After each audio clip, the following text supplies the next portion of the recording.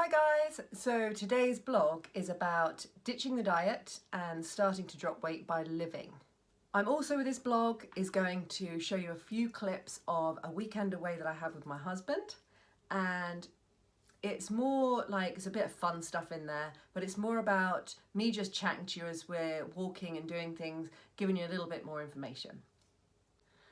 So I used to be 3 stone heavier than I am now. That was quite a long time ago. I wasn't healthy. I've got polycystic ovaries and my symptoms were a lot worse. And I also wasn't happy. I didn't feel comfortable in my skin and I was obsessed with food. So the more I thought about food, the more obsessed I became, the more miserable I became. And I got more and more obsessed with what I was looking at in the mirror. I just felt like I was living a constant battle with my weight. I might go on a really crazy strict diet and absolutely I lost some weight, but it was unsustainable living like that. It was miserable, and obviously then the diet ends and I ended up compensating for all of the restriction and eating everything in huge quantities and putting that weight back on, and quite often more. It was a miserable cycle. So how did I lose the weight? Well, first and foremost, and probably for me the most important thing I did, was to switch focus from dieting to realigning my mind. It's your mind that decides whether or not you're going to, pick the foods that are more supportive of your goals, or whether or not you pick the foods that are less supportive of your goals and keep eating them into oblivion. I think the second most important thing I did was to take everything off of the banned list. Of course, having polycystic ovaries, or for others, it's classed as pre-diabetes, but for others with diabetes or metabolic issues, eating sugary foods is not the best option. However, by banning them, it made my mind become absolutely obsessed with them even more.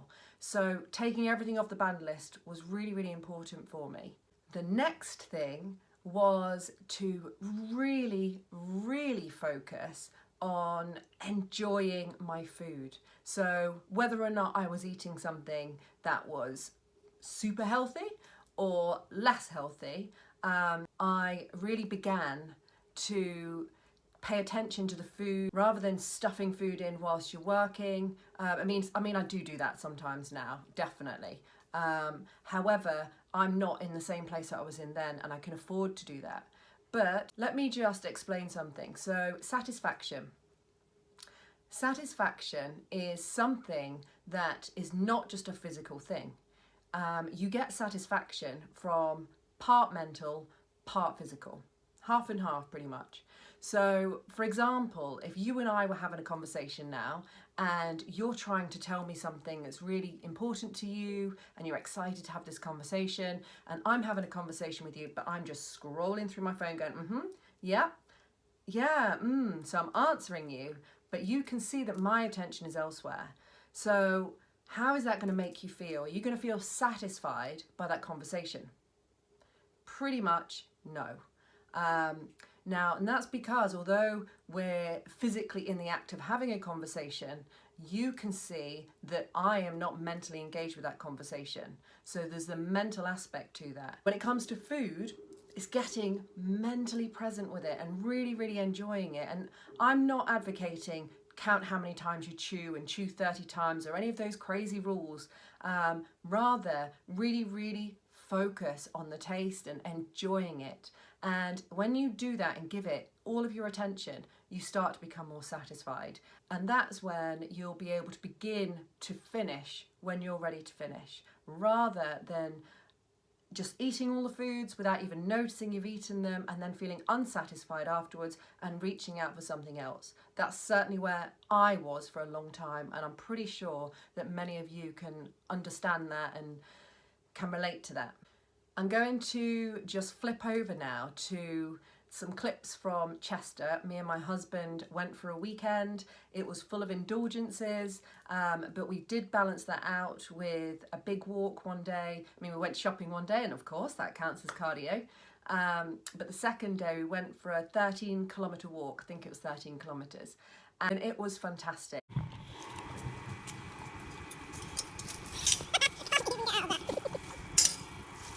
Oh, there's a ladybird over there. So is it true that black ones are poisonous? Who knows? It is so good. If you've not really got into walking, and my husband definitely wasn't, get out there, give it a go. So just giving you a little update of where we are. So it appears that we've done about a mile so far. So not very far yet, but do you know what? It's really interesting because when you're walking, you can just feel your heart rate will come up, and then you stop, you want to have a look around, there's always cool stuff to see, and then your heart rate comes down again.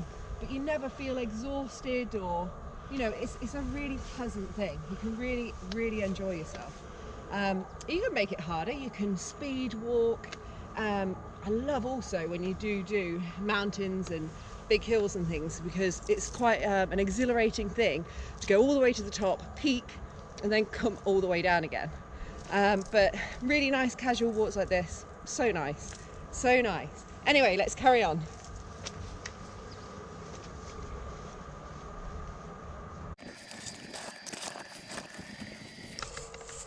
So I think we are halfway now towards the pub, which is where we are heading to go and grab a bite to eat. And then we're going to cross the river and go back to where we started, but from the other side. Hopefully we find it. If we don't, worst case scenario, we grab a taxi. But anyway, so just following on from everything I was saying earlier, unless of course you are specifically dieting for like a wedding or a holiday or something like that, I genuinely believe that the very best way to drop weight and get to an ideal position where you're about to go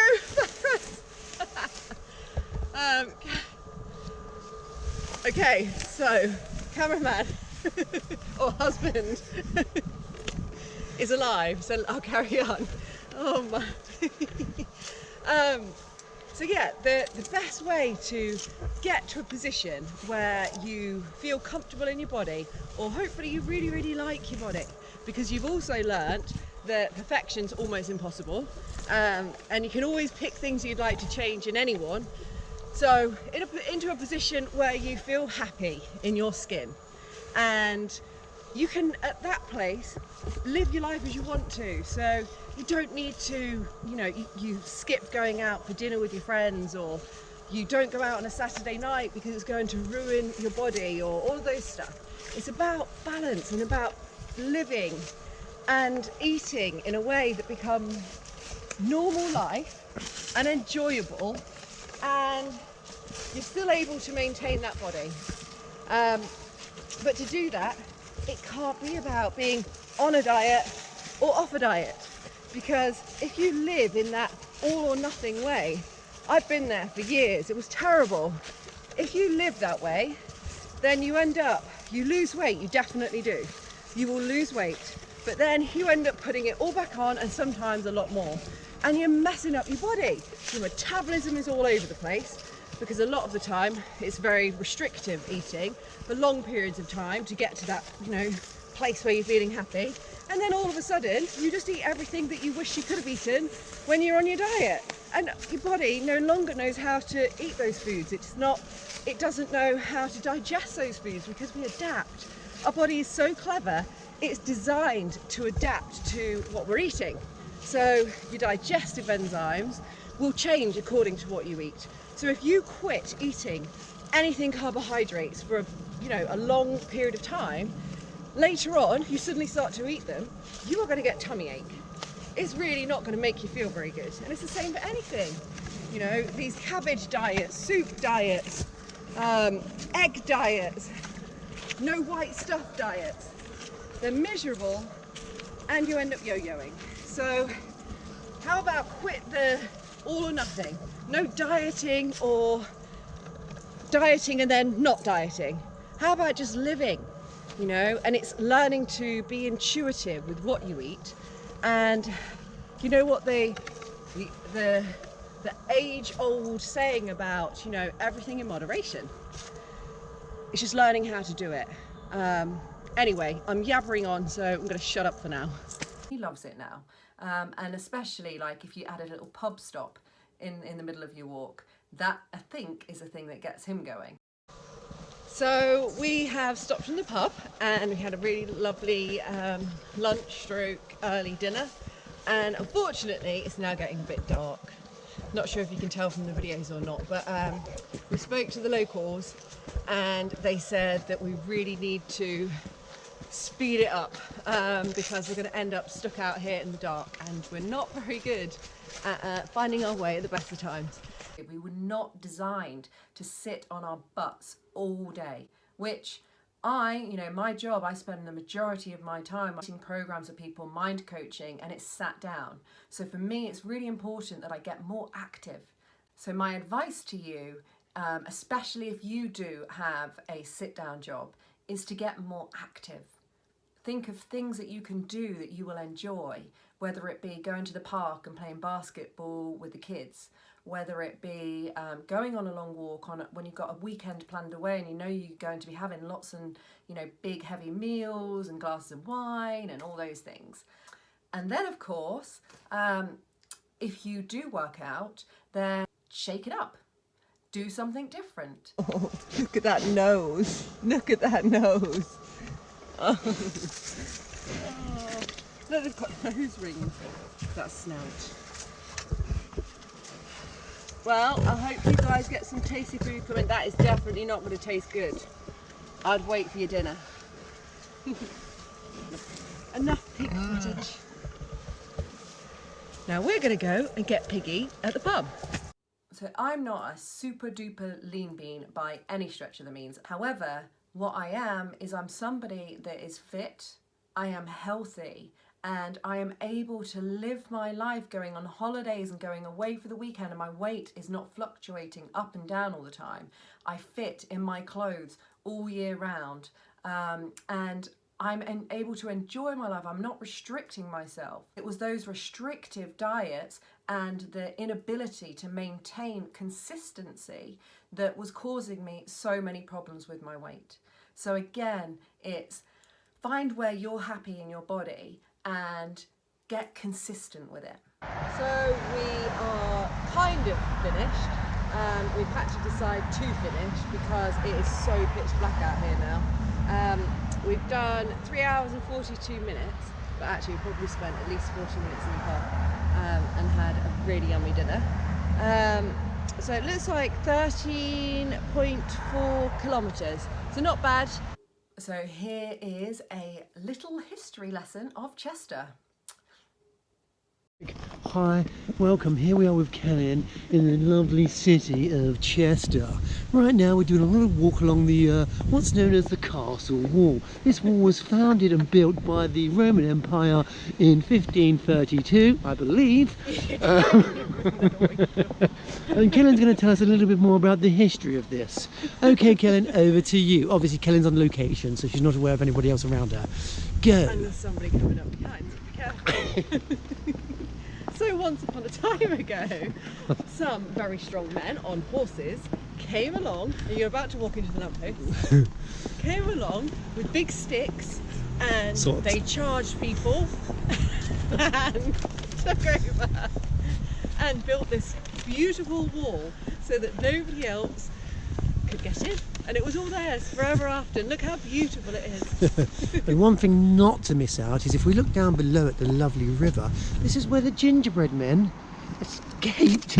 Oh, the gingerbread men escaped from the fox. They actually swam across this very own river in the lovely city of Chester. And what I mean by indulgences, here's a little clip to show you the kinds of things that I enjoy. Oops. Oh,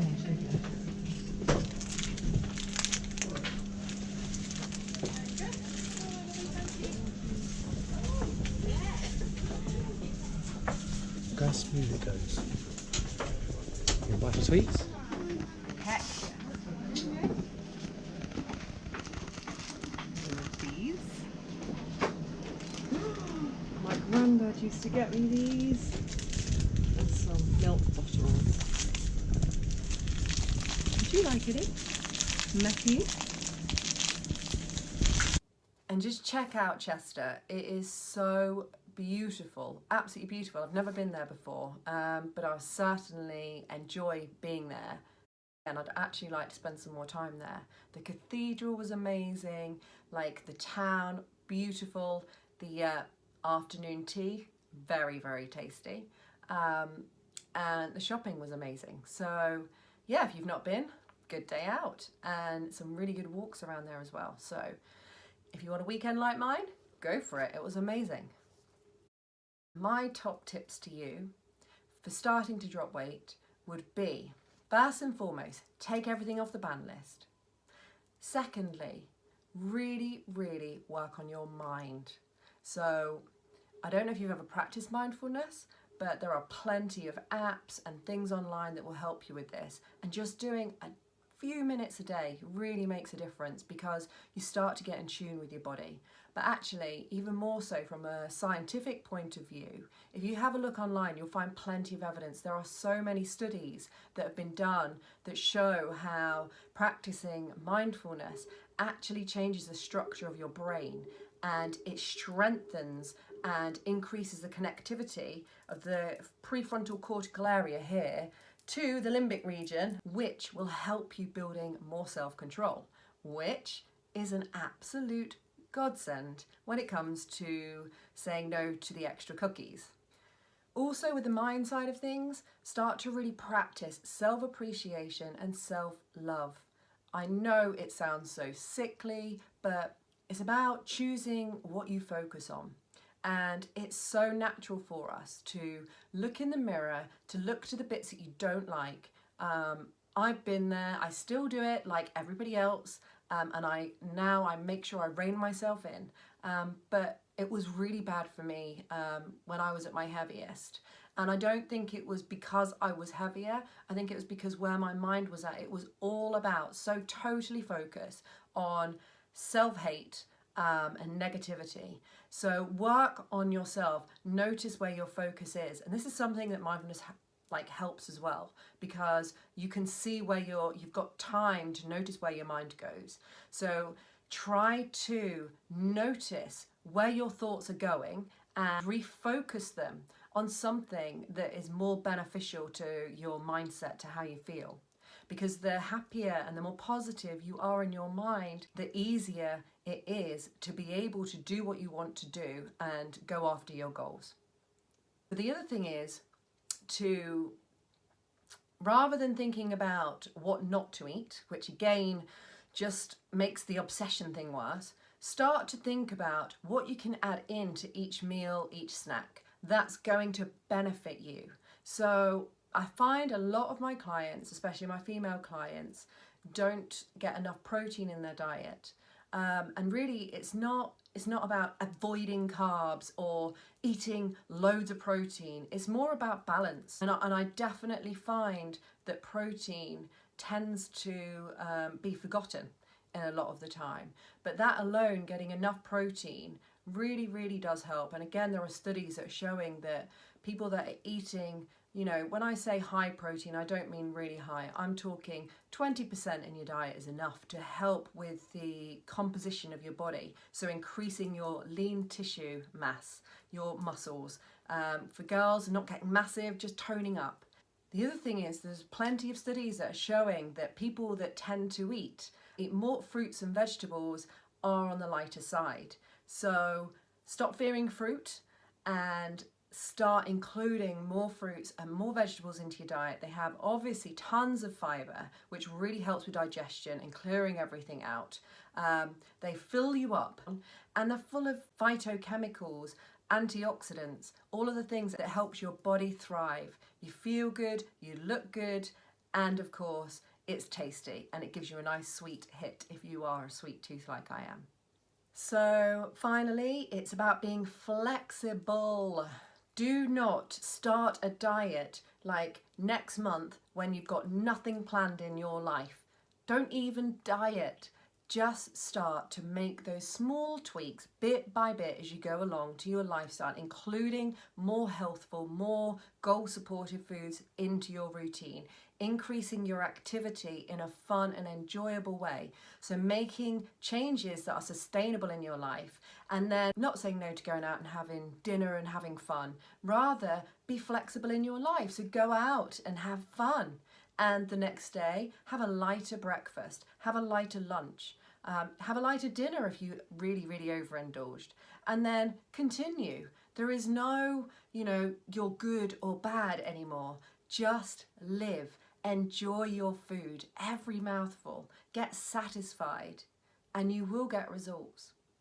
And they will then last you a lifetime.